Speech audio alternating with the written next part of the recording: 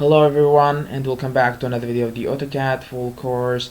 And in this video we're gonna learn how to use the break command right here, and I'm gonna demonstrate this command on a line.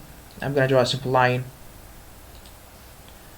Then after I click on the command, he's gonna ask you to specify or select the object, and just pay attention to that.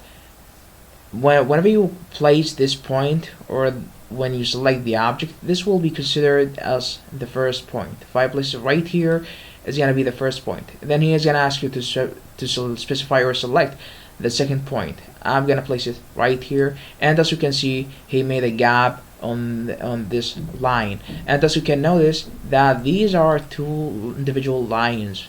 They are not connected anymore. That was pretty much what we have for today. Thank you very much for watching, and I hope you subscribe to the channel. Thank you again, and stay tuned for another video.